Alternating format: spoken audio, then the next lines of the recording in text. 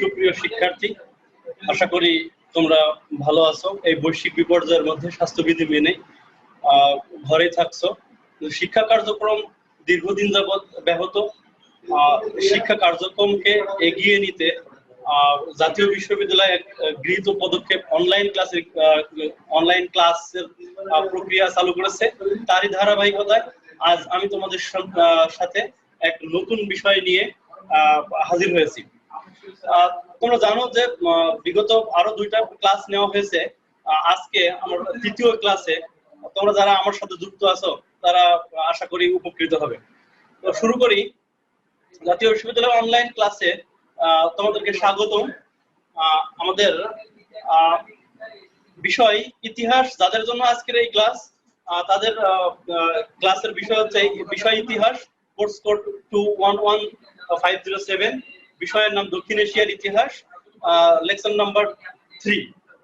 তার মানে এর পূর্বে আরো 2টা লেকচার করা হয়েছে। ক্লাস উপস্থাপনায় আছি আমি মোহাম্মদ শরীফুল ইসলাম, প্রভাষক, ইতিহাস বিভাগ, new government degree college, Rajshahi.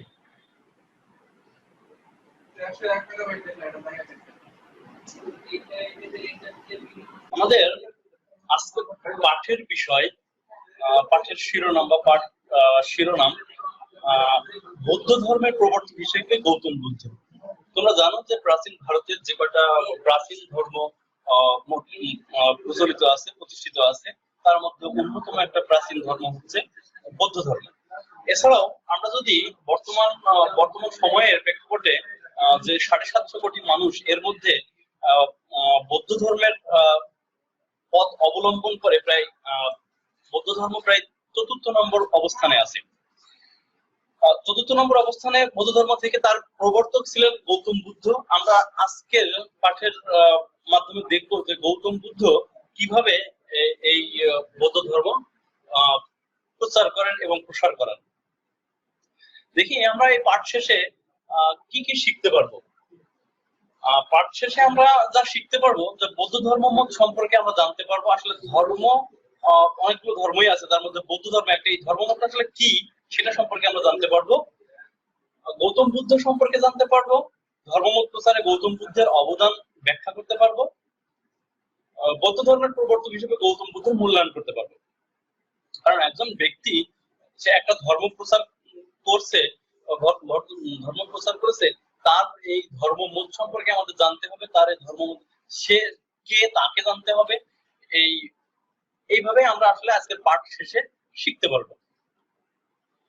দেখা যাক গৌতম বুদ্ধ। সর্বপ্রথমে আমরা দেখবো গৌতম বুদ্ধ, কারণ হচ্ছে যিনি এই ধর্মের প্রবর্তক গৌতম বুদ্ধ। আমরা অনেকেই গৌতম বুদ্ধকে চিনি না, সশরীরিক চিনি না।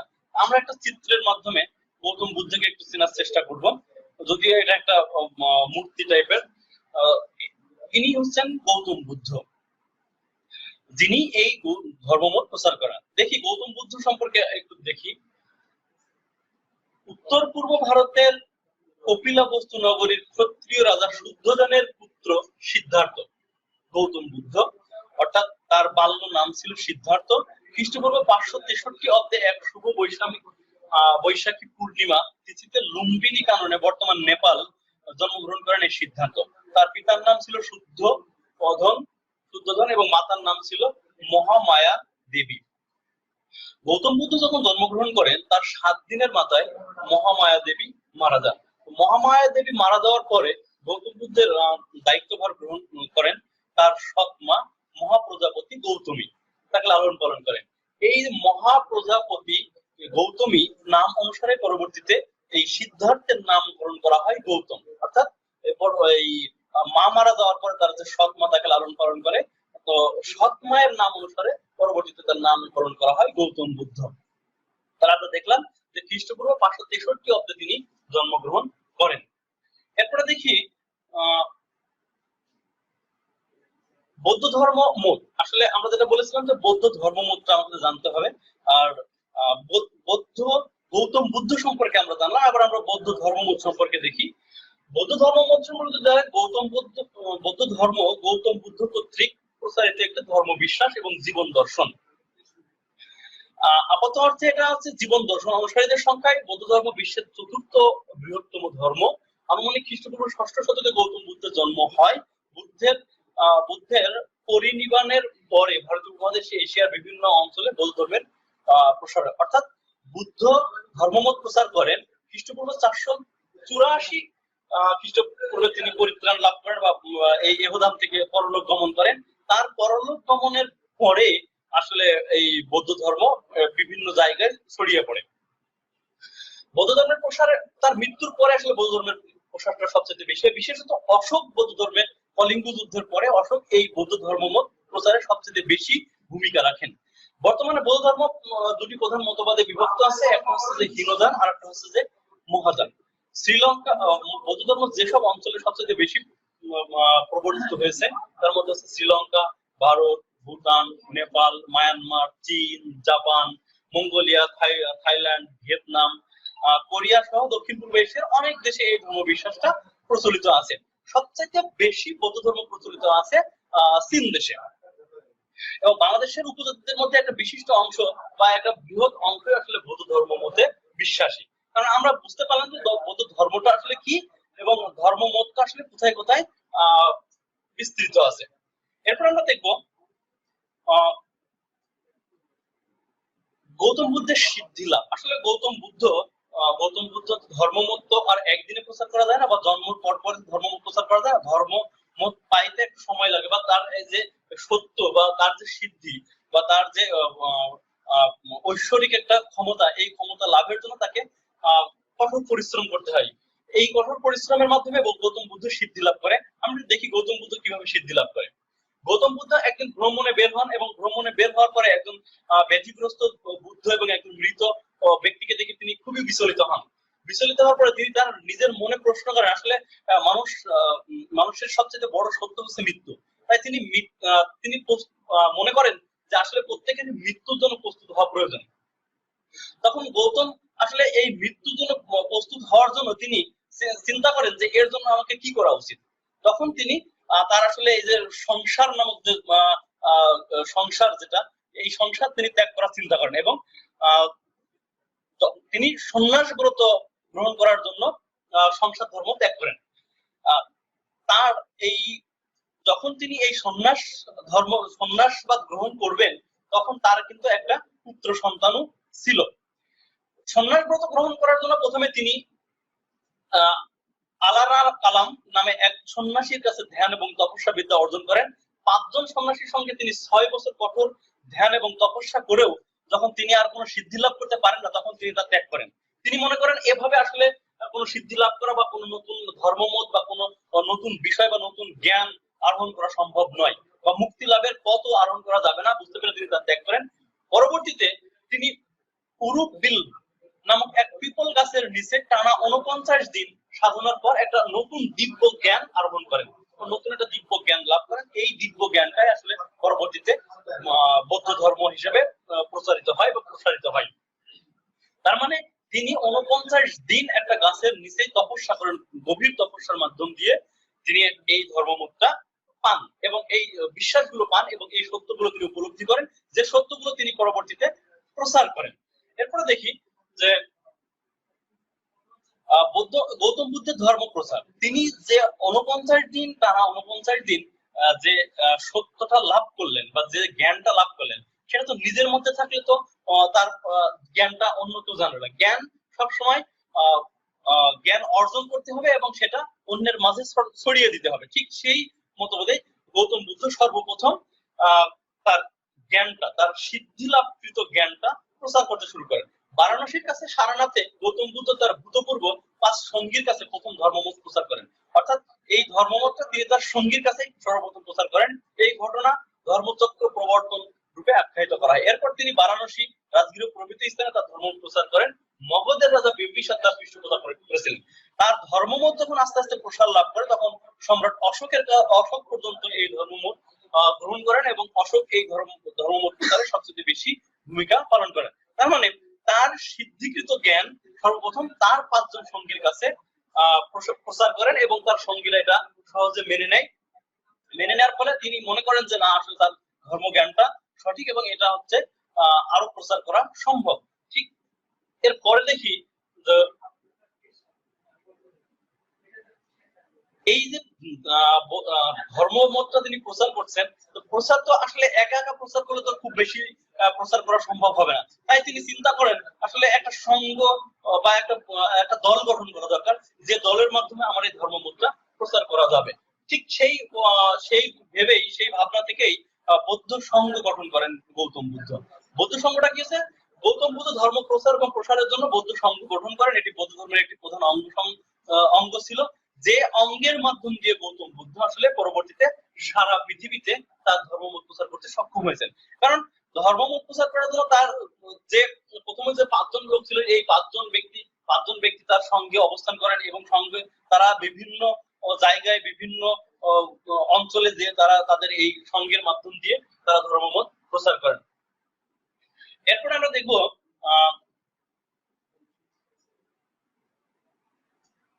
বৌদ্ধ ধর্মে যে ধর্মমত প্রচার করছে, ঠিক ধর্মমত গুলো আসলে কি ছিল? আসলে বৌদ্ধ ধর্মের যে ধর্মমতটা আসলে কি ছিল? টানা 49 দিন গৌতম বুদ্ধ যে সাধনার মাধ্যমে যে সিদ্ধি লাভ করেন, এই সিদ্ধির প্রথমে তিনি যে সত্যগুলো উদ্ভাবন করেন, সেই সত্যগুলো নাম ছিল আসলে আর্য সত্য, অর্থাৎ চিরন্তন সত্য। তিনি মনে করেন যে এইগুলোই আসলে একজন মানুষের জীবনে চিরন্তন সত্য। মূলত বৌদ্ধ ধর্ম ছিল আসলে দুঃখবাদী ধর্ম।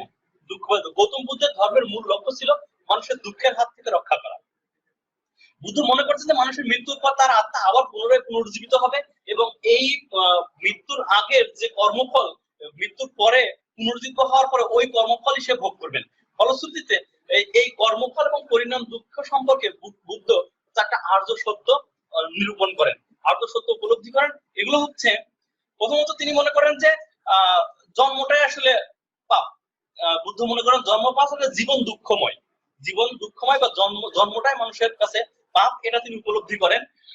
আবার উপলব্ধি করেন এই যে দুঃখ, এই দুঃখের কারণ আছে। কারণ এই দুঃখ, যে মানুষের জীবনে যে দুঃখ, এই দুঃখের অনেকগুলো কারণ আছে। তার মধ্যে অন্যতম একটা হচ্ছে লোভ, অন্যতম একটা হচ্ছে পৃথিবীর মায়া, তারপরে কামশক্ত। এইগুলো আসলে জীবনের দুঃখের অন্যতম কারণ। তিনি তৃতীয় যে সত্যটা উপলব্ধি করেন, তিনি মনে করেন যে জীবনে যত দুঃখই থাক না কেন, এই দুঃখ রোধের উপায় আছে। অবশ্যই এই দুঃখ থেকে পরিত্রাণের উপায় আছে। এবং চতুর্থ তিনি যে সত্যটা উপলব্ধি করেন, যে এই দুঃখ নিরোধের জন্য তিনি সঠিক মার্গ অনুসরণ করেন। মার্গ বলতে এখানে সঠিক পথ অনুসরণ করেন। অর্থাৎ যে জীবন দুঃখময় বা জীবনে দুঃখ আছে, দুঃখের কারণ আছে, এবং এই দুঃখ নিরোধের যে উপায় আছে, সেই উপায়ের পথ তিনি 4 নম্বর সত্যতে তিনি বলে দিচ্ছেন যে এই উপায়ের পথ আছে। তাহলে আমরা এরপরে দেখি যে উপায়ের আসলে পথগুলো কি কি, তিনি কি মনে করছেন যে এইগুলো করলে আসলে এই দুঃখ থেকে দুঃখ পরিত্রাণ করা যাবে। এই যে উপায়, যে মার্গ, এই মার্গকে তিনি বলেছেন অষ্টাঙ্গিক মার্গ বা বৌদ্ধ ধর্ম পথ। অর্থাৎ যে 4টা আর্য সত্য, জীবনে যে দুঃখ আছে, দুঃখের কারণ আছে, দুঃখ নিরোধের উপায় আছে, দুঃখের নিরোধের যে পথগুলো আছে, এই পথগুলোকে বৌদ্ধ অষ্টাঙ্গিক মার্গ হিসেবে অভিহিত করেছেন। জীবনে বিভিন্ন দুঃখ থেকে পরিত্রাণ লাভ করার জন্য গৌতম বুদ্ধ যে এক পথের সন্ধান করেন, সত্য দেখান, তাই আসলে বুদ্ধ ধর্মের অষ্টাঙ্গিক মার্গ। আচ্ছা, এগুলো আমরা দেখি অষ্টাঙ্গিক মার্গ কি। তিনি মনে করেন যে আমাদের জীবনে এই 8টা পথ যদি অনুসরণ করতে পারি, তাহলে আমাদের জীবনে আর দুঃখ থাকবে না, দুঃখ পরিত্রাণ করতে পারবো। তার মধ্যে 1 নম্বর হচ্ছে সৎ বর্ণ। আমাদের আসলে বর্ণের মধ্যে সৎ থাকতে হবে। কেননা বুদ্ধ এই সৎ বর্ণটা এই জন্য উপলব্ধি করেছেন, কারণ তৎকালীন সময়ের সমাজে 4টা শ্রেণীতে বিভক্ত ছিল। বর্ণ প্রথা ছিল এবং সমাজের শ্রেণী ভাগ ছিল। বুদ্ধ এই বর্ণ প্রথাকে ঘৃণা করতেন, যার কারণে তিনি সৎ, অর্থাৎ সঠিক বর্ণটাকে তিনি সৎভাবে চিন্তা করতে বলেছেন।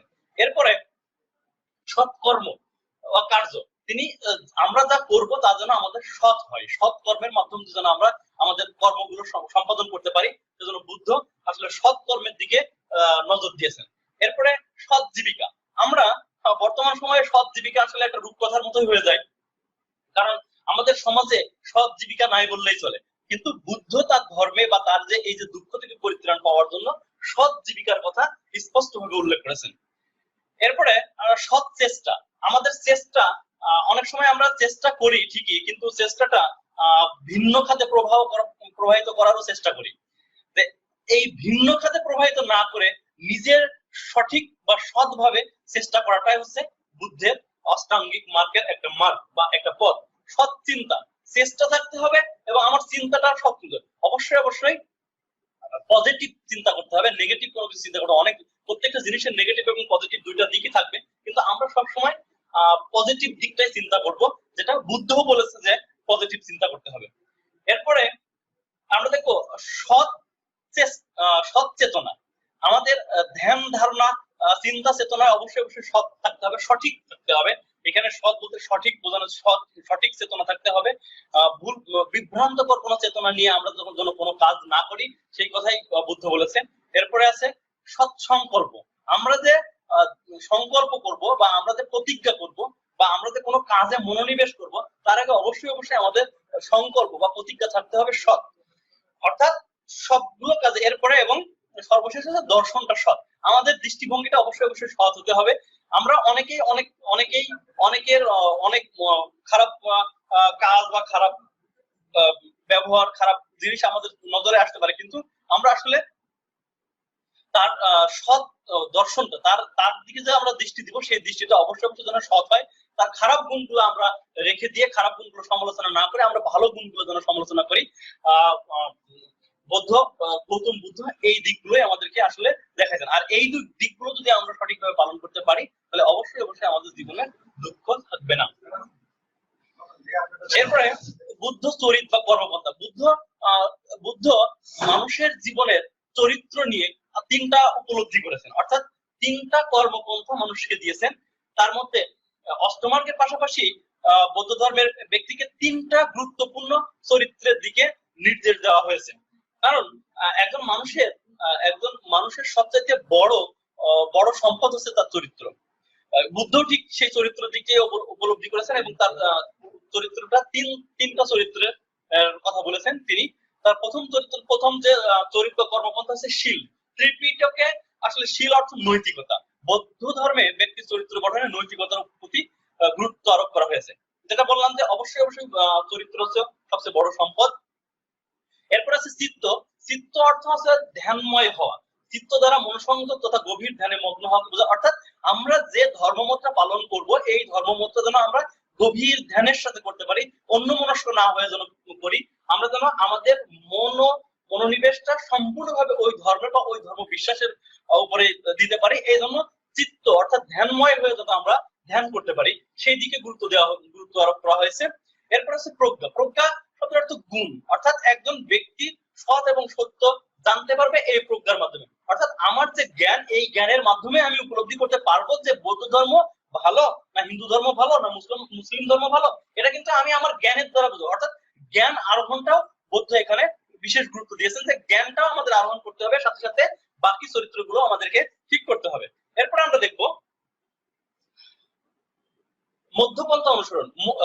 যেহেতু বৌদ্ধ ধর্ম হচ্ছে দুঃখবাদী ধর্ম, সমাজের সেই সমস্ত শ্রেণী বৌদ্ধ ধর্মে সর্বপ্রথম অধিষ্ঠিত হন বা ধর্মমত গ্রহণ করেন, তারা হচ্ছে সমাজের নিম্ন শ্রেণী। এই নিম্ন শ্রেণী, যার ফলশ্রুতিতে বৌদ্ধ ধর্ম গৌতম বুদ্ধ মধ্যপন্থা অনুসরণের দিকে বেশি গুরুত্ব দিয়েছেন। গৌতম বুদ্ধ মধ্যপন্থার উপর বিশেষ গুরুত্ব দিয়েছেন। তার শিষ্যদের মধ্যপন্থায় বোঝাবার সময় বলেন যে দুই অন্তরের মাঝখানের পথই হলো মধ্যপন্থা। বুদ্ধ অহিংসাকে কায়মন বাক্যে পালনের আহ্বান জানান, কারণ সমাজ এবং ব্যক্তি জীবনের শক্তি ও সাম্য প্রতিষ্ঠা অহিংসার মাধ্যমেই সম্ভব।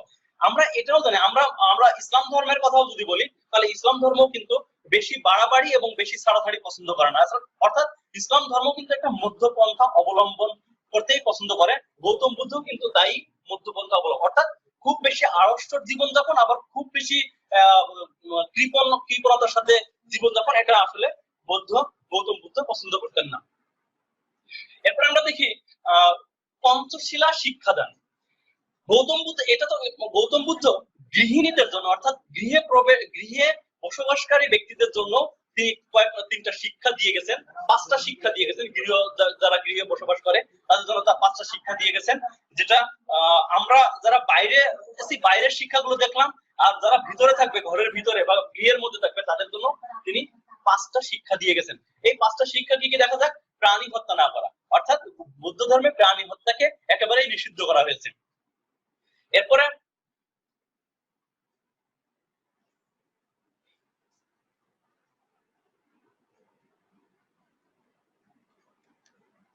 এরপরে চুরি বা অপহরণ না করা।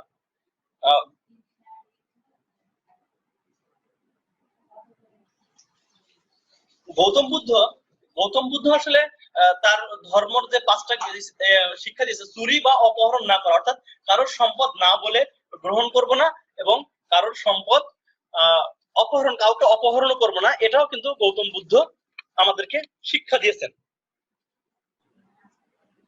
দ্বিতীয় যে শিক্ষাটা গৌতম বুদ্ধ দিয়েছেন তা হলো ব্যভিচারে লিপ্ত না হওয়া।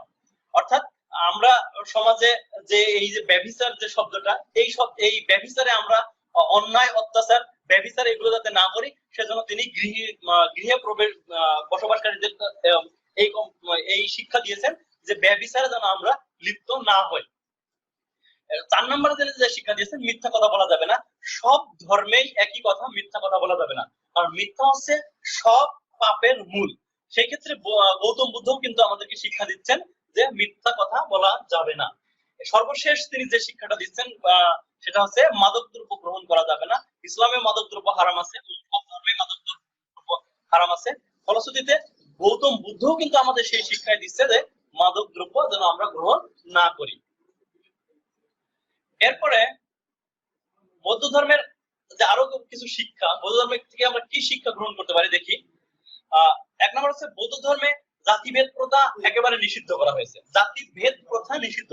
বৌদ্ধ ধর্মের অন্যতম শিক্ষা হচ্ছে জাতিভেদ প্রথা নিষিদ্ধ। বৌদ্ধ ধর্ম অনুযায়ী জন্মের দ্বারা মানুষ ব্রাহ্মণত্ব গ্রহণ অর্জন করে না, এটি কর্মের দ্বারা অর্জন করা হয়। বৌদ্ধ ধর্ম সামাজিক সাম্যে বিশ্বাস করে। অর্থাৎ আমাদের সমাজে যে জাতিভেদ প্রথা, অর্থাৎ হিন্দু ধর্মে বা আর্য সমাজে যে জাতিভেদ প্রথা ছিল, এই জাতিভেদ প্রথাটা বুদ্ধ একেবারেই পছন্দ করতেন না।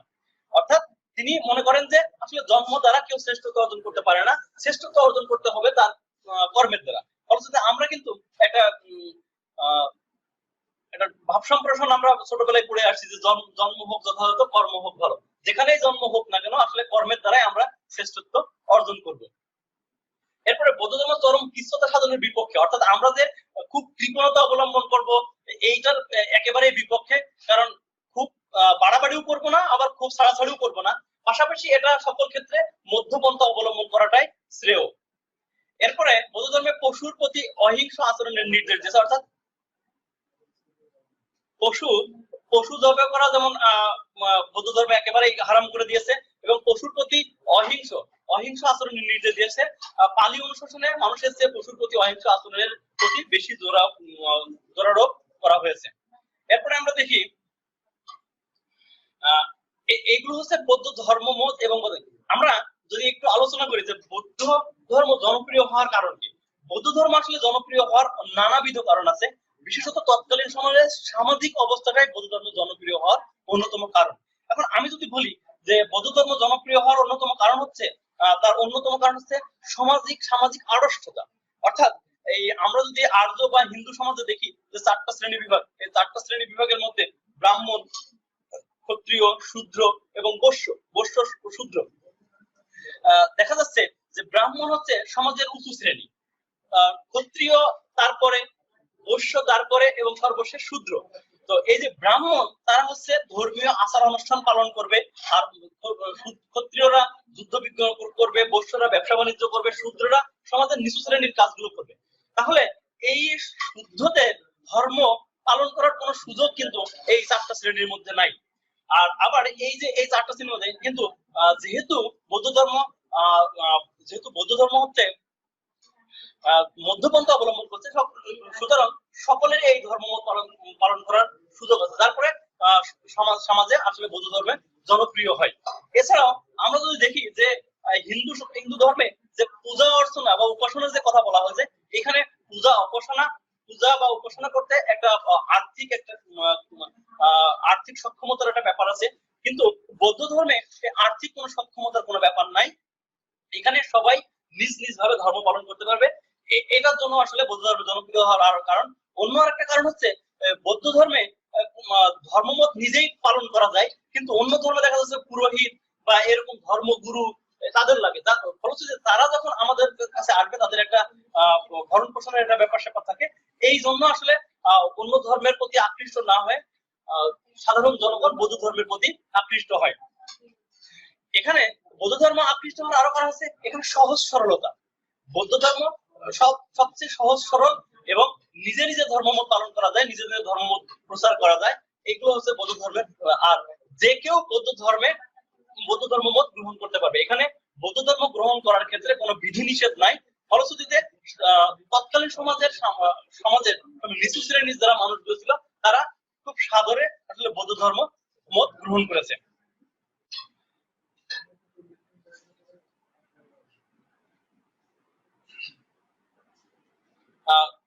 তার মানে আমরা ইতিপূর্বে দেখলাম যে বৌদ্ধ ধর্ম জনপ্রিয়তার বেশ কিছু কারণ।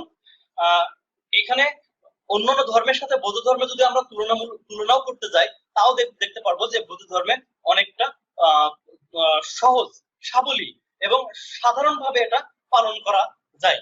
এভাবে আসলে বৌদ্ধ ধর্ম দিনে দিনে দিনে প্রসার এবং ব্যাপক প্রসার লাভ করে এবং কিছু মনীষী বিখ্যাত ব্যক্তি তারাও কিন্তু বৌদ্ধ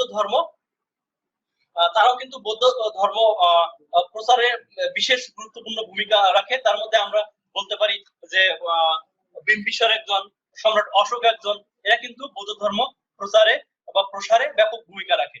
তো প্রিয় শিক্ষার্থীরা, তোমরা নিশ্চয়ই বুঝতে পেরেছো যে আমরা আসলে এই তৃতীয় নাম্বার লেকচারে আমরা বৌদ্ধ ধর্ম সম্পর্কে বা গৌতম বুদ্ধ সম্পর্কে স্পষ্ট ধারণা দিতে পেরেছি। আর আমরা যদি সর্বশেষ গৌতম বুদ্ধের মূল্যায়ন করতে যাই তাহলে গৌতম বুদ্ধ কিন্তু সমাজের এই নানাবিধ সমস্যার কথা চিন্তা করে তিনি কিন্তু, বা ওই মৃত্যুর কথা চিন্তা করেই, বা মৃত্যু যে হবে এই কথা চিন্তা করেই কিন্তু তিনি একটা নতুন একটা ধর্মমত বা নতুন একটা সত্য তিনি উপলব্ধি করতে চেয়েছিলেন এবং নতুন সত্য দিয়ে তিনি কিন্তু হচ্ছে একটা নতুন ধর্মমত প্রচার করেন, যা পরবর্তীতে সারা বিশ্বে বর্তমানে এখন চতুর্থ অবস্থানে আছে এই বৌদ্ধ ধর্মমত।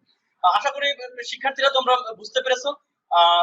আর সর্বশেষ আমি জাতীয় বিশ্ববিদ্যালয়কে ধন্যবাদ জানাচ্ছি এবং ধন্যবাদ জানাচ্ছি তোমরা যারা আমার সাথে থেকে ক্লাস করলে, এবং আমরা আশা করব যে এরপরে আমরা আরো ভালো ক্লাস নেওয়ার চেষ্টা করব এবং তোমাদের সাথে। আর সর্বশেষ যে কামনাটা করি যে সৃষ্টিকর্তা যেন আমাদের এই পৃথিবী থেকে এই কোভিড-19 যেন অতি তাড়াতাড়ি উঠিয়ে নেয় এবং আমরা যেন আবার সহসাই ছাত্র শিক্ষক মিলে যেন আমরা ক্লাসটাকে পরিপূর্ণ করতে পারি, সবার সাথে সবার জন্য স্বাভাবিক যোগাযোগ করতে পারি। এই বলে আমি আজকে ক্লাসটাকে শেষ করছি। ধন্যবাদ সবাইকে।